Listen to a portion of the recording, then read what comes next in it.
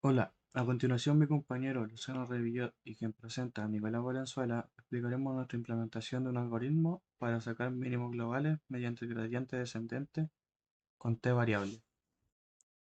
Para comenzar a entender lo que es el gradiente descendente, utilizado para encontrar el mínimo global de una función, en este caso de dos variables, lo primero es tener claro dos conceptos: lo que es el gradiente de una función f de x, y la tasa de aprendizaje del algoritmo.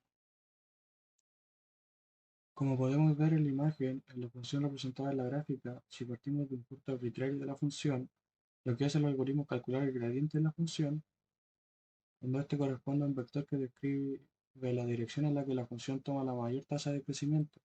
Dado que queremos obtener el mínimo global, el siguiente paso es multiplicar por -1 a este. Con esto tendríamos un vector que describe en qué dirección disminuyen más por cada paso que avancemos en la función. Teniendo el gradiente evaluado en el punto arbitrario que se parte, para avanzar en dirección del mínimo global, o dicho de otra forma, encontrar el siguiente punto que será más cercano al mínimo global, se resta al punto actual un escalar t llamado tasa de aprendizaje multiplicado con el gradiente evaluado de la función evaluada en x. Esto significa que el siguiente punto más cercano será igual al punto anterior restándole el gradiente evaluado en el punto anterior multiplicado por la tasa de aprendizaje. Del anterior, se entiende que el algoritmo de gradiente descendente es un algoritmo iterativo que encuentra puntos cada vez más cercanos al mínimo global. A continuación, una demostración de cómo influye la tasa de crecimiento en el algoritmo. Como se puede apreciar en la siguiente animación, con un valor de la tasa de aprendizaje de 0.01, el algoritmo se mueve de manera lenta, pero consigue llegar sin problemas al mínimo global de la superficie. Por otro lado, si este valor se vuelve aún más pequeño, el algoritmo tarda demasiado en llegar al punto mínimo, lo cual no es precisamente eficiente.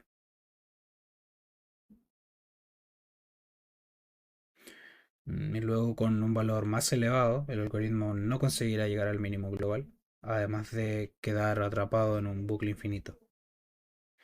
Esto se puede explicar de la siguiente manera. Al tener un valor de tasa de aprendizaje más alto, el algoritmo se mueve en pasos más grandes y por consecuencia no logra encontrar el mínimo global.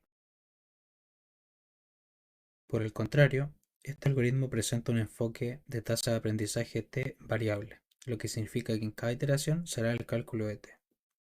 Este cálculo representa una fracción que ajusta el tamaño del paso t de manera proporcional a la magnitud de la proyección del cambio en las posiciones sobre el cambio en el gradiente.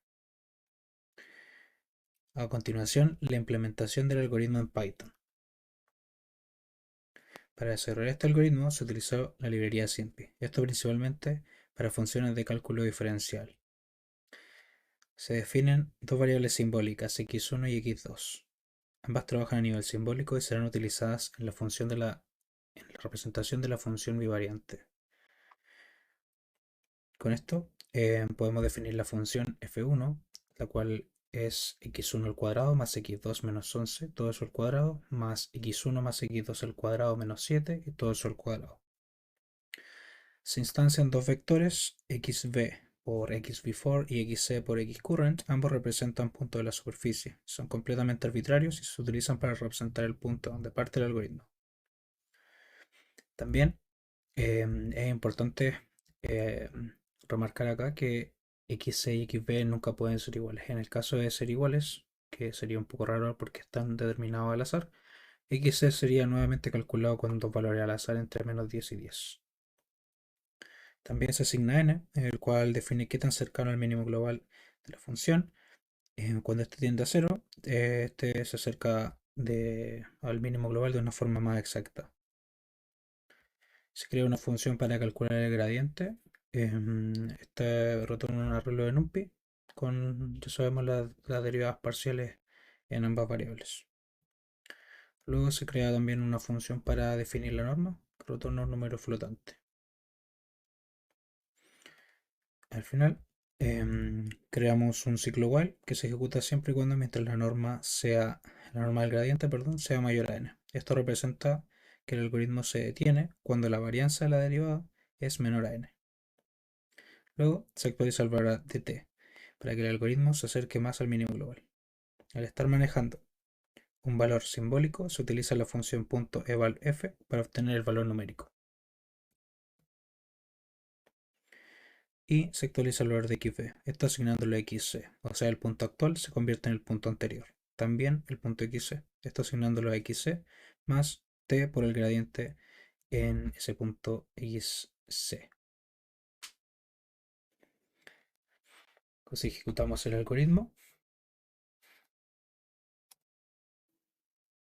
podemos ver que tras 8 iteraciones, el punto mínimo en el punto menos 2,8, 3.13. Y para comprobar la eficacia del algoritmo, podemos revisar en Wolfram Alpha, donde nos indica que uno de sus puntos mínimos globales es menos 2.8 y 3.13.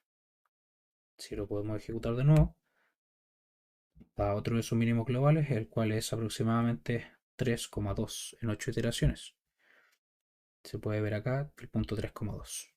Una última vez, podemos ver otro mínimo global, uno de los cuatro, menos 3.77, menos 3.28. 0.77 y menos 3.28. Con eso queda demostrado la eficacia del algoritmo mediante el formato de t variable. Gracias por su atención.